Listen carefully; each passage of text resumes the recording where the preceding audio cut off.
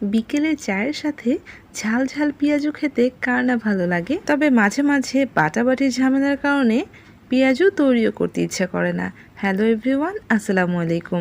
আজ আমি আপনাদের সাথে বাটাবাটি বা বেটে নেওয়ার ঝামেলা ছাড়া পেঁয়াজু রেসিপি শেয়ার করেছি। ঝামেলা ছাড়া অনেক বেশি মুচমুচে পেঁয়াজু আজকে তৈরি করে দেখাচ্ছি। আশা করছি আপনাদের উপকারে আসবে। চলুন তাহলে দেখে নিই। আজ আমি আপনাদেরকে মসুর ডালের পেঁয়াজু তৈরি করে দেখাচ্ছি। আমি এখানে 1 কাপ পরিমাণে মসুর ডাল ভালোভাবে ধুয়ে 1 থেকে 1.5 ঘন্টার মতো ভিজিয়ে রেখেছিলাম। অবশ্যই 1 ঘন্টা ভিজিয়ে রাখতে হবে। আমি এখন পানিটা ঝরিয়ে একটা বাটির মধ্যে তুলে নিচ্ছি। মসুরের ডাল কিন্তু 1 ঘন্টার মতো ভিজিয়ে রাখলে ডালটা একদম নরম হয়ে যাবে, তাই অবশ্যই 1 ঘন্টার মতো ভিজিয়ে রাখবেন। এখন আমি এই ডালটাকে খুব ভালো করে হাত দিয়ে এভাবে কষলিয়ে মেখে নিচ্ছি। হাত দিয়ে ভালো করে কষলিয়ে বা ডলে ডলে একটু মথে নিতে হবে। বেশি সময় লাগে না, 2-3 মিনিট হাত দিয়ে এভাবে একটু কষলে নিলেই দেখবেন যে ডালটা সফট হয়ে গিয়েছে। দেখতে পাচ্ছেন ডালটা কিন্তু অনেকটা কমে এসেছে আর ডালের মধ্যে একটা ফেনা ভাব সৃষ্টি হয়ে গিয়েছে। যখন দেখবেন যে ডালটা এরকম ফেনা ফেনা হয়ে গিয়েছে আর এরকম সফট হয়ে অল্প হয়ে গিয়েছে, ডালগুলো আধ ভাঙা হয়ে গিয়েছে, তখনই বুঝতে হবে আপনার ডালটা খুব ভালোভাবে মথে নেওয়া বা মাখা হয়ে গিয়েছে। এ পর্যায়ে আর মেখে নিতে হবে না। দেখতে পাচ্ছেন ঠিক এরকমটা হতে হবে। দেখেন ডালটা কতটা সফট হয়ে গিয়েছে। 1 ঘন্টা ভিজিয়ে রাখলে কিন্তু ডালটা এরকম সফট হয়ে যাবে। আমি একটু বড় সাইজের ডাল দিয়ে করেছি, আপনারা ছোট ডাল দিয়েও করতে পারেন। এখন এর মধ্যে বেশ অনেকটা পরিমাণে পেঁয়াজ দিয়ে দিয়েছি। এখন এই পেঁয়াজ কুচি সহ আবারও ডালটাকে ভালো করে একটু মেখে নিব। আবারও 1 মিনিটের মতো অনবরত মেখে নিব যাতে পেঁয়াজের পানিটা বেরিয়ে যায়। 1 মিনিটের মতো মেখে নিয়েছি। এখন এর মধ্যে দিয়ে দিচ্ছি বাকি উপকরণগুলো। দিচ্ছি কাঁচামরিচ কুচি, এগুলো আমি আমার স্বাদ মতো দিয়েছি। আধা চা চামচ আদা বাটা, 1 চা চামচ দিয়েছি রসুন বাটা, আর দিচ্ছি আধা চা চামচ জিরা গুঁড়া, লবণ দিচ্ছি স্বাদ মতো অল্প করে দিয়েছি, আধা চা চামচ হলুদ গুঁড়া দিয়েছি, দিয়ে দিচ্ছি আধা চা চামচ লাল মরিচের গুঁড়া, দিয়ে দিচ্ছি ধনেপাতা কুচি, আর দিচ্ছি এখানে 1/4 কাপ চালের গুঁড়া, যেটা পেঁয়াজুটাকে অনেক বেশি মুচমুচে করবে। আর নিয়েছি 1 কাপ বেসন। আমি এখানে 1 কাপ বেসনের বেশি অর্ধেকটা দিয়েছি, বাকি বেসনটা পরে অ্যাড করব। এখন এর মধ্যে আমি আধা চা চামচ দিয়েছি বেকিং সোডা বা খাবার সোডা। এখন এই সব কিছুকে ভালোভাবে মথে মিক্সড করে নিব। একটু হাত দিয়ে ডলে ডলে মিক্স করতে হবে।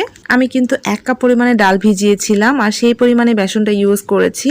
আর খুব ভালো করে ভাবে মথে নিতে হবে। যেহেতু ডালটা বাটা না আর এর মধ্যে আমরা এক্সট্রা কোনো পানি ইউজ করছি না, তাই খুব ভালো করে হাত দিয়ে মেখে নিতে হবে।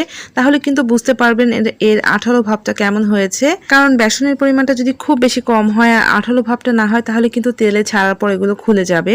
তাই আমি আবারও কিছুটা বেসন অ্যাড করে দিলাম। এটা আপনারা মেখে নেওয়ার সময় বুঝতে পারবেন যে এটা ভালোভাবে দলা পেকে যাচ্ছে কিনা। যদি ভালোভাবে দলা পেকে যায় তাহলে তেলে ছাড়ার পর কিন্তু এগুলো খুলে যাবে না।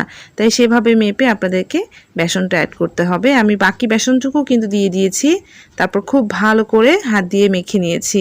আর দেখেন এখন কিন্তু অনেকটা আঠালো হয়েছে। এখন আমি এগুলোকে ভাজতে চলে যাচ্ছি। দেখেন খুব সুন্দরভাবে আঠালো হয়ে এসেছে। আমি চুলায় তেল বসিয়ে দিয়েছিলাম, আগেই ভালোভাবে গরম করে নিয়েছি। তারপর এক এক করে পেঁয়াজও আমি তেলের মধ্যে দিয়ে দিচ্ছি। আপনারা ছোট বড় করে দিতে পারেন। আমি এক এক করে সবগুলো পেঁয়াজও দিয়ে দিচ্ছি।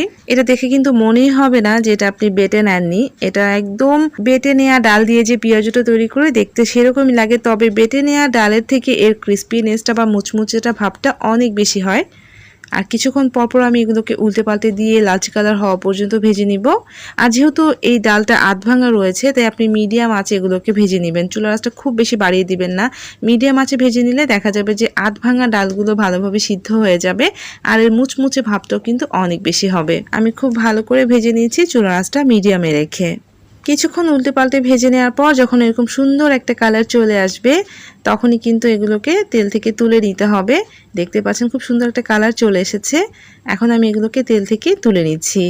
আর এটা কতটা পারফেক্ট হয়েছে, হোটেলে যে পেঁয়াজগুলো বানা হয় সেগুলো কিন্তু দেখতে এমনই হয় আর অনেক বেশি মুচমুচে হয়ে থাকে।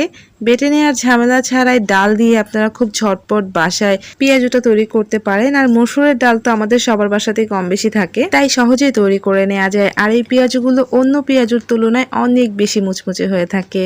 ঠান্ডা হওয়ার পরেও এই পেঁয়াজুগুলো অনেকক্ষণ পর্যন্ত মুচমুচে থাকে। বিকেলে চায়ের সাথে এমন ঝাল ঝাল পেঁয়াজু খেতে তো আমার খুবই ভালো লাগে। শুধু আমার কেন, আমার মনে হয় সবারই অনেক ভালো লাগে। যারা বেটে নেওয়ার ঝামেলার কারণে পেঁয়াজু তৈরি করতে চান না, আশা করছি তাদের তো অনেক উপকারে আসবে। আর যারা ঝটপট বিকেলে নাস্তা তৈরি করতে চাচ্ছেন তারা তো অবশ্যই একবার এভাবে ট্রাই করবেন। আশা করছি আপনাদের অনেক উপকারে আসবে। আমি আপনাদের একটা ভেঙে দেখাচ্ছি। এই পেঁয়াজগুলো অনেক বেশি মুচমুচে হয় আর খেতে কিন্তু ভীষণ মজা। ভিতরটা দেখতেই পাচ্ছেন কত ভালোভাবে সিদ্ধ হয়েছে। আশা করছি রেসিপিটা আপনাদের ভালো লেগেছে। যদি ভালো লাগে তাহলে প্লিজ আমার রেসিপিটাতে একটা লাইক দিয়ে যাবেন।